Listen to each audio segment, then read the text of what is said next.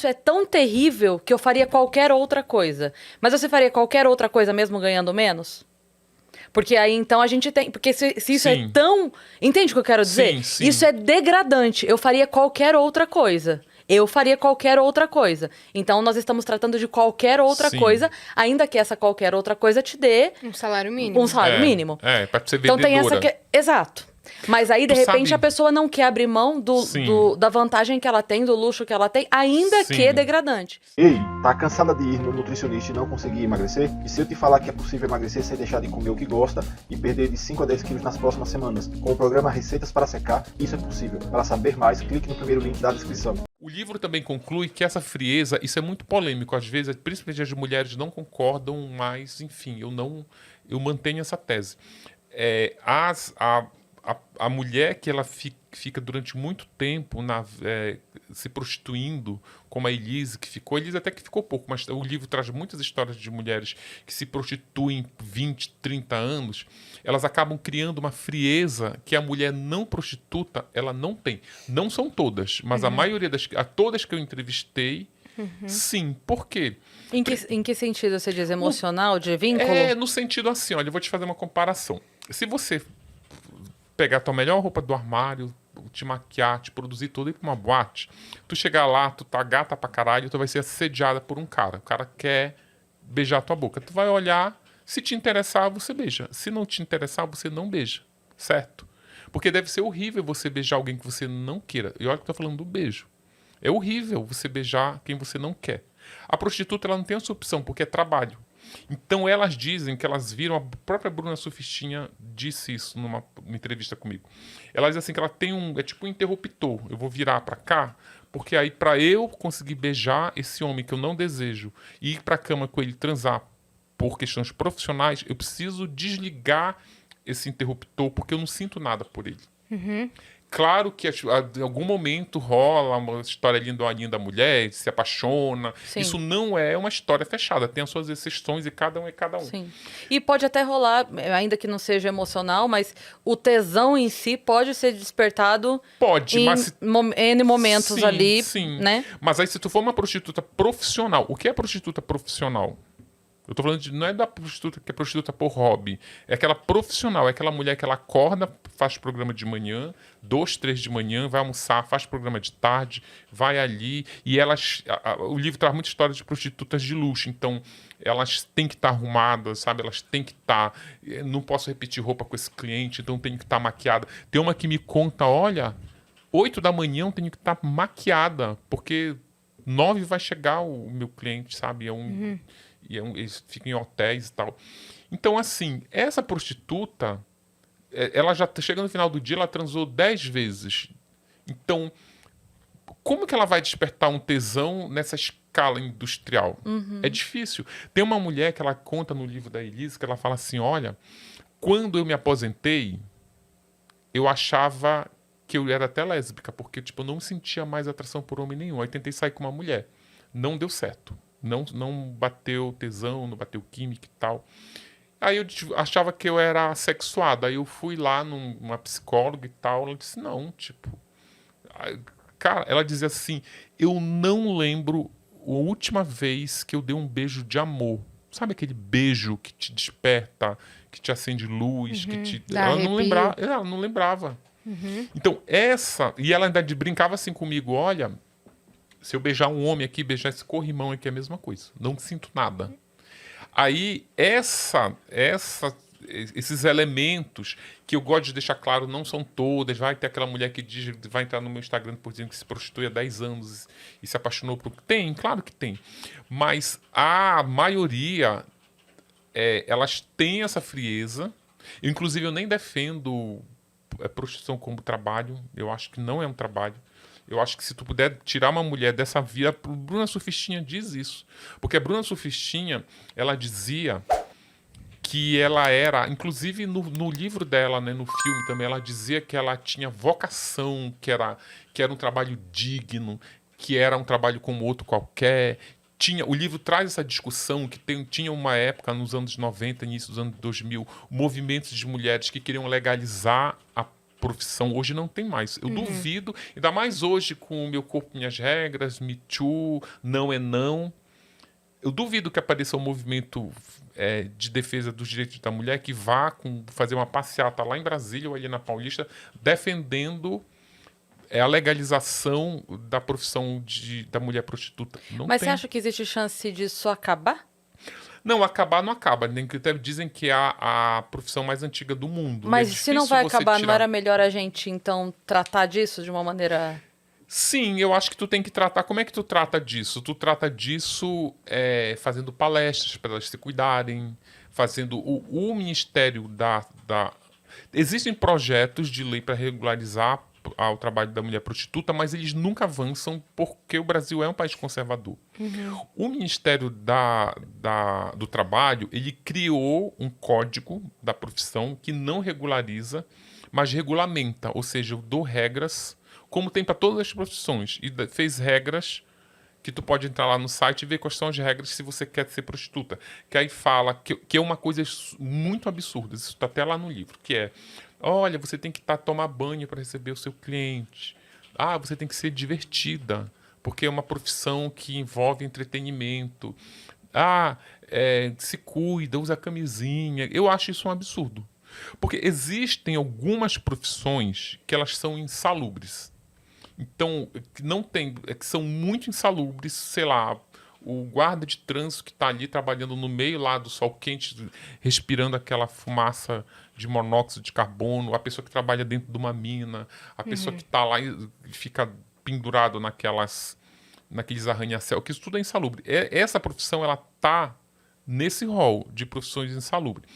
Agora, se você fizer um censo, eu até mudaria de opinião, se você fizer um censo, entrevistar mulheres prostitutas e lá numa das centenas de perguntas tiver uma assim, se te der uma oportunidade, você sairia dessa vida? Ela vai dizer que sim. Você fez isso nas entrevistas que você fez? Nenhuma quer, gente, nenhuma.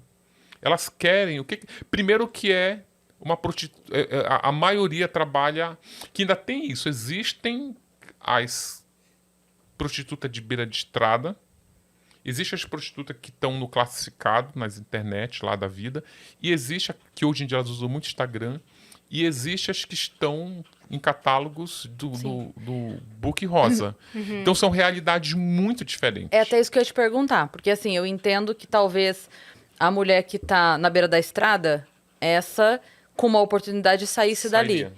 Mas as outras que você relatou, será que sairiam por qualquer oportunidade? Ou por uma oportunidade que a desse tanto dinheiro, e aí uma oportunidade que dá tanto dinheiro não existe? Porque aí, pra ganhar o que ela ganha... Porque você diz assim, ela 8 da manhã tá maquiada e blá, blá, blá, ok. E cobra mas... 5 mil. Exato. Então, Mas, assim, olha... por uma oportunidade sairia, mas uma oportunidade de ser secretária e ganhar 3 mil no mês, você iria? Porque aí a gente consegue pra você. E esse mercado de trabalho vai abrir portas? Mas aí eu vou te falar, tudo bem, prostituição não é crime aqui no Brasil, Sim. tá? Eu não quero comparar com crime, pelo amor de Deus. Mas eu faria essa comparação se tu tivesse algum tipo de trabalho que te rendesse muito dinheiro, mas que te colocasse, de repente, em conflito com a lei, Sim. sabe? É Por que- exemplo, tu aceita...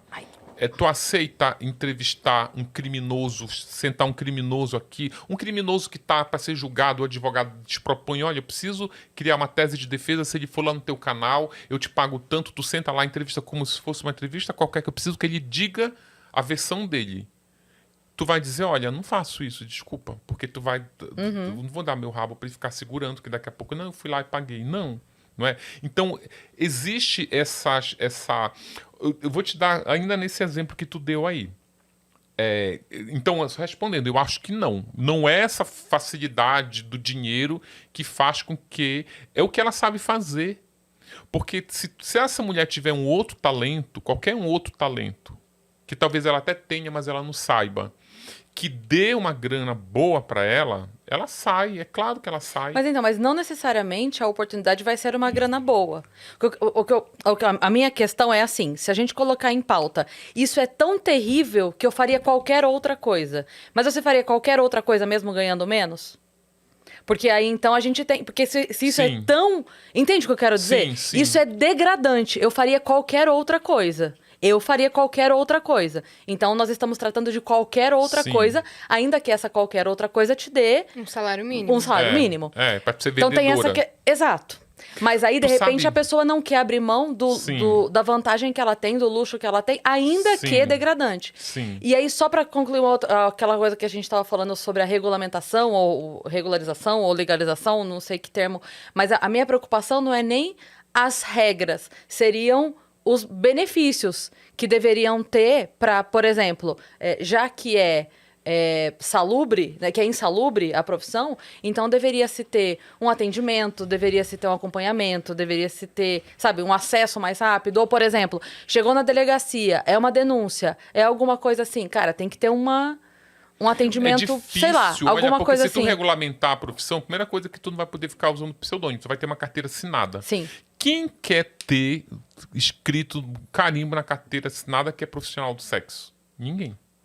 Elas preferem... Porque elas não estão... Essas mulheres não são... Elas são anônimas. Quem que entra aqui... O que você é, prostituta? Ninguém. Elas têm vergonha. E uma outra coisa, as de luxo. Eu vou só te contar uma história super engraçada que tá... Engraçada não, curiosa, que tá no livro da Elise. Que aí, para eu contar, o livro da Elise é o ensaio sobre a prostituição. Só para vocês entenderem, o livro da tanto o livro da Suzane, da Elise e da Flor de Lis, eles têm histórias paralelas. Por exemplo, eu não conto só a história das protagonistas, eu conto a história do entorno delas. Da Suzane, eu conto a história das colegas de cela dela e dos colegas de cela dos irmãos Cravinhos. E quando vocês lerem, vocês vão ver que são vocês vão dizer, nossa, é fichinha o que eles fizeram. Tem crime muito piores. História de criminosos de Tremembé. O da Elise Matsunaga, como ela foi garota de programa, e o Marcos era viciado em garota de programa, eu aproveito e entro nesse universo. Então, as histórias paralelas são todas de garota de programa. Do livro da Flor de Lis, as histórias paralelas são de líderes religiosos que usam do púlpito, da religião, para cometer crimes. Voltando para Elise. Aí, para eu entrar no universo da prostituição de luxo aqui em São Paulo, assim, demorou muito para eu conquistar a confiança dessas mulheres. E eu conquistei de uma, e essa ia me indicando, assim, uma ia me indicando a outra. Aí teve uma que falou, olha, essa aí é super luxo, ela ganha joia, ela se hospeda ali no Emiliano e tal. Aí eu mandei uma mensagem para ela, marquei ali naquele café no Santo Grão, que tem ali na Oscar Freire. Aí essa mulher desceu, uma mulher muito bonita, tipo... zero possibilidade de eu achar que aquela mulher estava ali se prostituindo.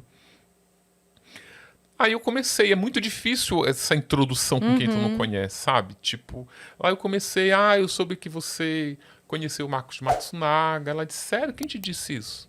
Aí às vezes eu não poderia nem dizer, não, mano, não lembro agora quem disse e tal, e não sei o quê. Mas aí, você trabalha como? Eu trabalho como modelo.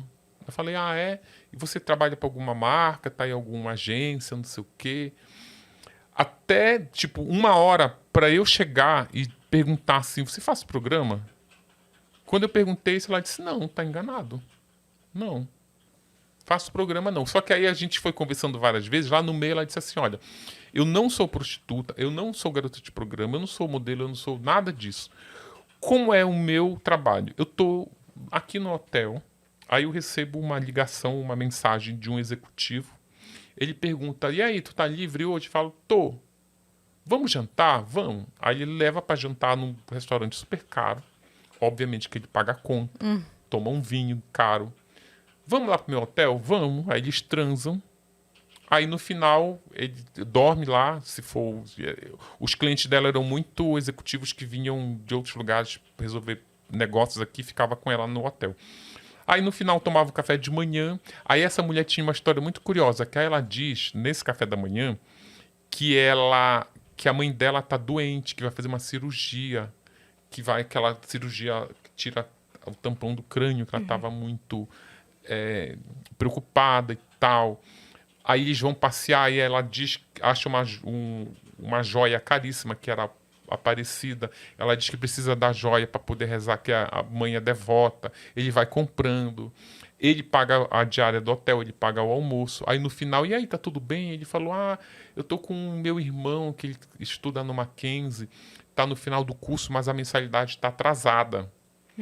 E talvez ele não vá fazer os trabalhos finais. Nossa, quanto que é? Ai, cara, uns 8 mil resolvem. Aí ele faz um cheque de 8 mil. Aí ela pergunta, eu fiz programa? Não, fiz programa nenhum. Tipo, essa é uma realidade. Agora, da beira da estrada é outra. Na beira de estrada, elas estão ali. E uma outra coisa, nessa coisa da regulamentação, vamos regulamentar, vamos, tipo, trazer vocês para a luz. Não sei se todas querem. Mas uma outra característica da prostituição no Brasil é que ela é agenciada. E que, inclusive, se prostituir não é crime, mas você agenciar uma prostituta é crime. Você não pode... É crime de favorecimento. Você não pode explorar uma mulher. Mas essas mulheres, elas só trabalham se elas tiverem um agente. Quem manda cliente para as garotas de programa de luxo são os donos dessas agências do Book Rosa. Quem manda... Aqui no Brasil, aqui em São Paulo, inclusive, existem muitos bordéis de luxo ali em Moema. Ainda tem uns 2 ou 3 bem tradicionais, que se as mulheres não tiverem nessa casa... Quem ganha são as cafetinas, ela não consegue. É para lá que os clientes vão, que lá que eles vão ter um ambiente de seguro. O cliente da prostituição de luxo, ele não pega qualquer garota de programa, porque ele tem medo, ele tem muito medo de sair com uma mulher. Fica muito vulnerável, né? Eles ficam muito vulneráveis. E esses ricos têm esse medo, né, da vulnerabilidade. Então eles confiam na cafetina, que é para quem eles pagam uma fortuna, para elas indicarem uma mulher de confiança que vai deixar eles seguros. Essas mulheres, mesmo se elas resolverem ser independentes, ter minha carteira de assinada, agora você pessoa jurídica, elas, a carteira de cliente dela diminui assim consideravelmente. Gostou desse corte? Se gostou, dê o seu like. Se você ainda não é inscrito no canal, inscreva-se. Aproveite para compartilhar esse e outros vídeos do canal, pois assim nos ajuda a trazer mais e mais vídeos. Contamos com você!